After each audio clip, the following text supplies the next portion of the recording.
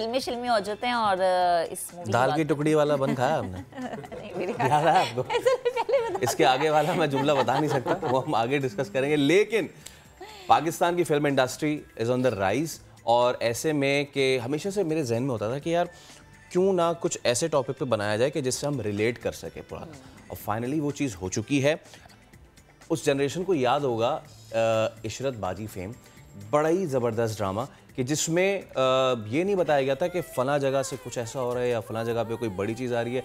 It was about the streets, और वो जो ज़ुबान इस्तेमाल की गई थी वही सारी चीज़ें हमें देखने में मिली हैं इशरत मेड इन चाइना में। तो कास्ट और टीम हमारे साथ मौजूद है।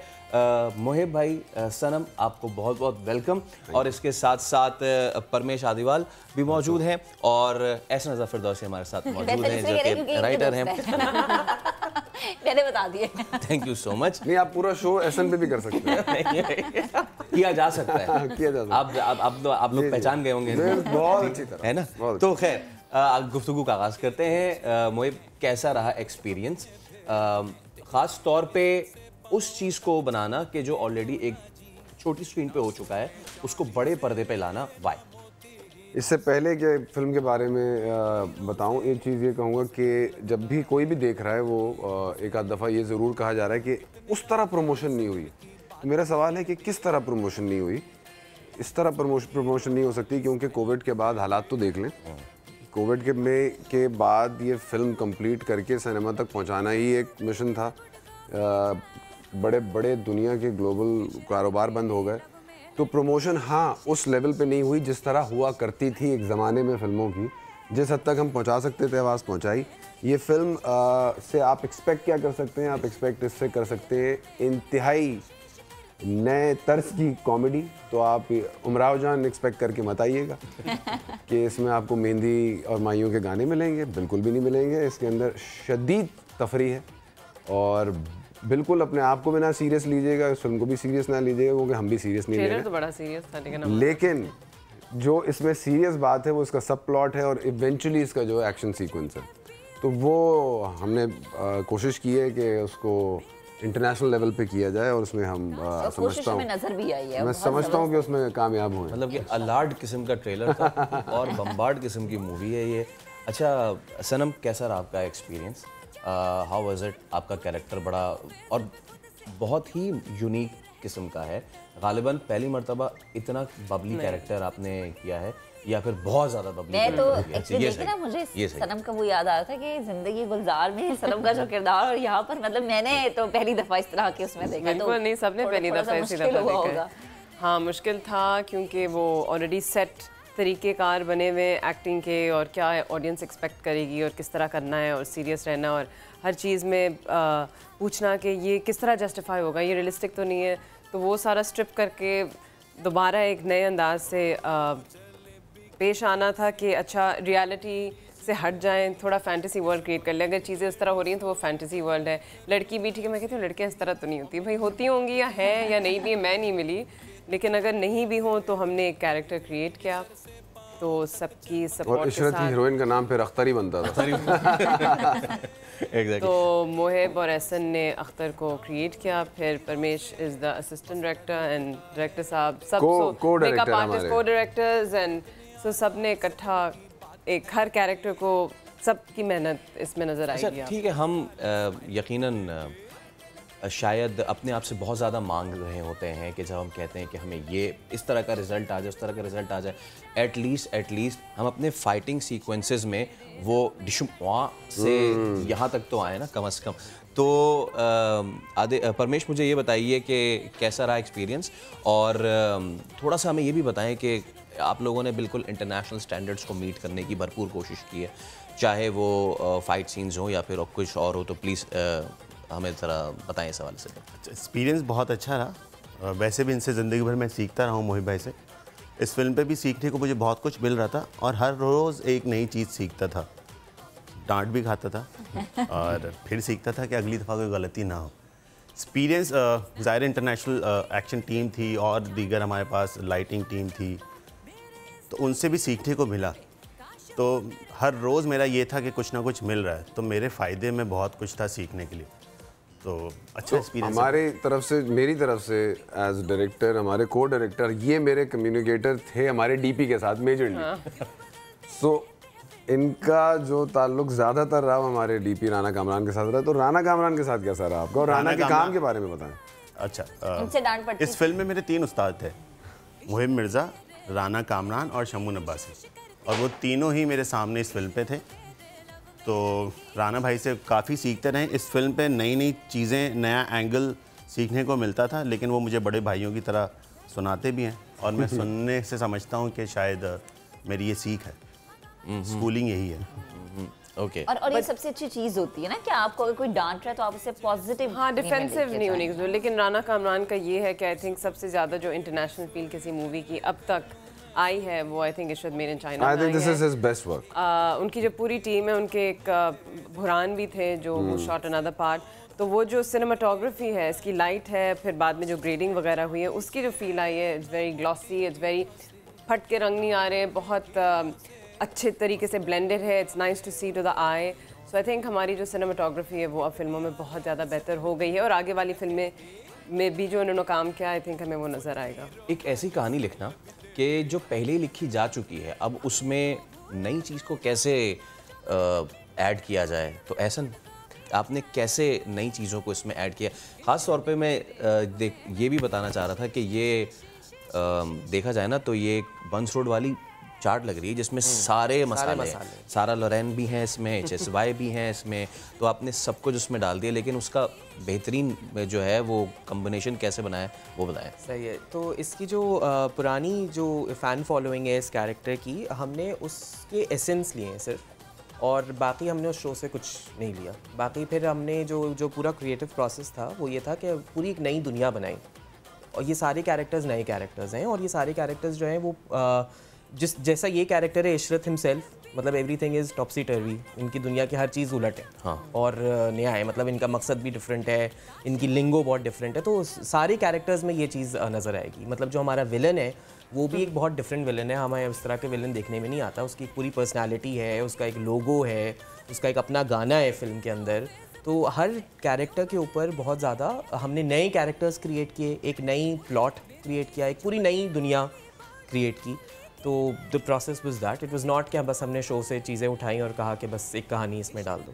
दूसरी सबसे अच्छी बात जो मुझे लगती है इस प्रोजेक्ट के बारे में पर्सनली, वो ये कि सिर्फ कहानी जोक्स नहीं है। वो बज़ाहिर आपको जोक्स, हंसी मजाक, एक्शन नज़र आ रहा है, लेकिन उसके पीछे दबा हुआ एक बहुत खूबसूरत मैसेज है जो मैं चाहूँगा लोग जाकर सिनेमा में देखें, वो एक्सपीरियंस लें, वो मैसेज लें, क्योंकि जिन बच्चों ने वो फिल्म देखी है और जिन यंगस्टर्स ने देखी है उनके दिल की बात है वो।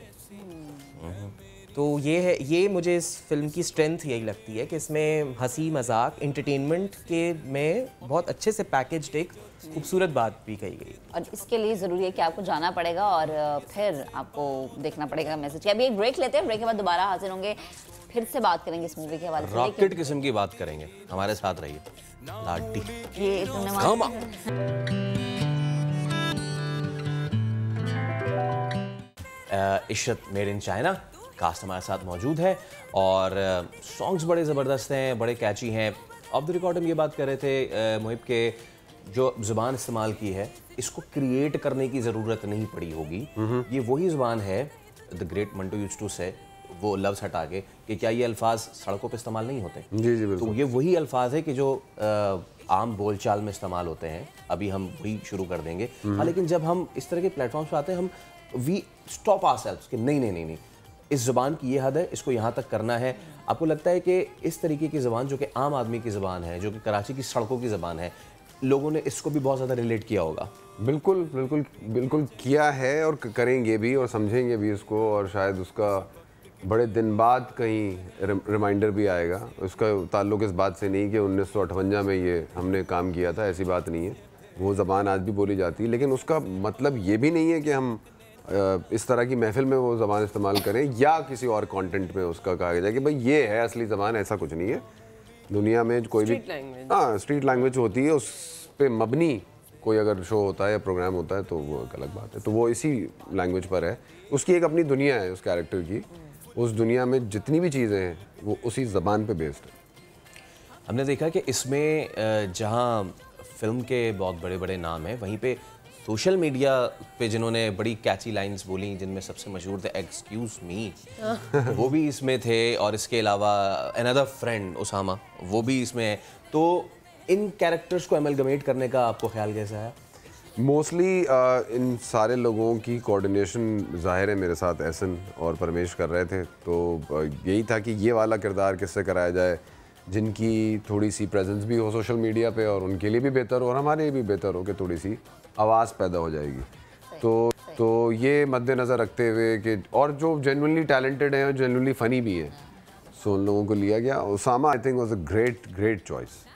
और जैसे आप कह रहे हैं ना कि इस तरह चूज़ किया गया कि उनके कैरेक्टर को मद्देनजर रखा गया, तो अगेन वही सनम को जब आपने स्क्रिप्ट भेजा या आपने स्क्रिप्ट पास किया, तो क्या कैसे, क्योंकि मोहिब का जो ये है ना, जब वो बाकी जो कैरेक्टर्स भी कास्ट में, मोहिब लोगों की पोटेंशियल देख के उनको कास्ट करते हैं कि who is not getting the light enough, या अंडररेटेड कौन है, या किस में इतनी पोटेंशियल है लेकिन अभी तक वो शाइन नहीं कर पाए। तो उनकी एक स्ट्रॉन्ग पॉइंट है, इंट्यूशन है या एक ऑब्जर्वेशन है कि जो एक्सेल कर सकता है अगर उनको मौका मिले तो वो करेंगे। तो आई थिंक सारे जो एक्टर्स हैं उनको वो पोटेंशियल नज़र आए जो शायद बाकियों को नहीं आए। तो मैं अगर मुझे एक अच्छी एक्टर माना जाता है तो फिर मैं सिर्फ कश्यप जैसे रोल्स नहीं करती ना, then I should be a versatile actress that can show पूरी एक रेंज।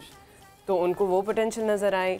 शमून अब्बासी के सिर्फ वायलेंट और सिर्फ वो ग्रंजी वाले रोल्स के अलावा उनको बड़ा काम किया इन सब ने। एंड देन सेम विद ये जो एक्सक्यूज़ मी या इमाम सैयद जो हैं, वो बहुत गुम हो जाते हैं दूसरे कास्ट में, ड्रामों में, लेकिन उन्होंने इतना अच्छा कैरेक्टर प्ले किया है इसमें। मानी ने कभी फिल्म पे काम नहीं किया, मानी, मुस्तफ़ा, अली काज़मी तो करते हैं, लेकिन इनका जो ट्रियो बना वो इतने मज़े का, उनकी जो केमिस्ट्री बनी। तो आई थिंक सारा लोरेन को किसने इस तरह कास्ट किया होगा। इतनी हसीन आई वो, इतनी खूबसूरत आई हैं, इसमें चाइनीज़ लड़की प्ले कर रही हैं। No one would have thought that. तो HSY को विलन, एक डिज़ाइनर को एक पॉपुलर सोशलाइट डिज़ाइनर को, बिजनेसमैन को विलन बना दिया फिल्म की, और वो it made an impact. So I think मुझे की ये बात है कि पोटेंशियल दूर पता नहीं कहाँ से, हमें तो नज़र नहीं आती हैं चीज़ें, लेकिन उनको नज़र आई एंड ही सबको इस तरह कास्ट करके आई थिंक सबकी पोटेंशियल। थोड़ा सा म्यूज़िक के बारे में बताएं कि जब आप, क्योंकि अगेन वही वाली बात कि वहाँ के गाने ज़ुबान ज़दे आम ख़ास होते हैं, लेकिन कुछ ना कुछ करके हमारे यहाँ आज भी जो हमारा pop side of the music है, अभी इतने ज़बरदस्त गाने आए तो वो हमारे जहनों में चलते रहते हैं। फिल्म्स के सॉन्ग्स जो हैं वो इतने हमारे जहनों पे क्यों वो नहीं होते? आज भी अगर मैं कोई प्ले करूँगा, आई प्ले समथिंग फ्रॉम फलां स्टूडियो या फलां समथिंग। तो इस मूवी में आपने म्यूज़िक को लेके क्या सोचा, कैसे गाने बनाए, कैसे प्रोड्यूस किया? क्योंकि फिल्म्स बनाने में इतना एफर्ट लग जाता है कि उसके बाद स्पेंडिंग के पैसे नहीं बचते, या फिर उस तरह से ब्रांड नहीं होते। तो फलाने स्टूडियो इज़ अ ब्रांड, और वो उसके बाद ऑनलाइन आपकी तरफ हैमर किया जाता है, ताकि आप यूँ पलटे तो वो आपके सामने हो, यूँ पलटे तो आपके सामने हो, यूँ बात करें तो सामने हो, बाहर निकलें तो सामने लगा हुआ हो।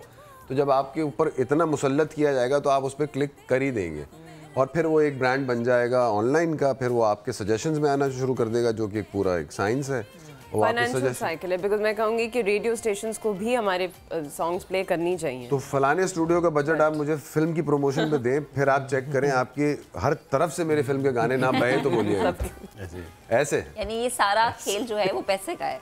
ऑफ कोर्स, पहली फिल्म की लाइन ही है, दुनिया की सबसे बड़ी गेम ही पैसा है। जी हाँ।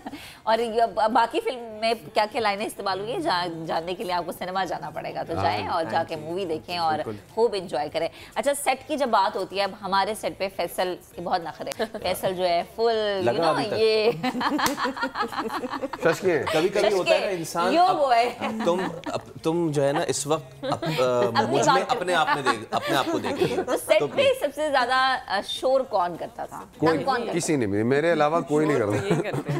और सबसे ज्यादा लड़ाइयाँ किसकी होती? मेरी।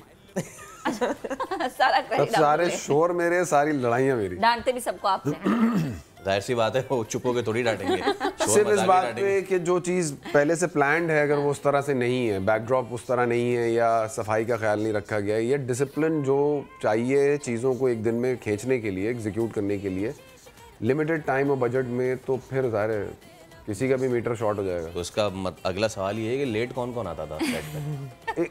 मैं खुद लेट कभी हो जाता हूँ, लेकिन हमारा काम सफर नहीं होता था क्योंकि हमारा एक है जिसका मैं नाम लूंगी हमेशा, वो है अली काज़मी। लेकिन जब वो आ जाते हैं वो डिलीवर कर लेते हैं और फिर आप सारा गुस्सा सबका पिघल जाता है क्योंकि फिर वो कुछ ना कुछ जो करेगा। लेकिन अली काज़मी की टाइमिंग ऑफ है इन टर्म्स ऑफ काम पे प्रीमियर वाले आना। दिन भी देर से आए। प्रीमियर अपना उसने आधा मिस कर दिया, हमने कहा अली हद है। अली अपने वलीमे में भी लेट आए हूँ। लेकिन आपने लेट नहीं होना।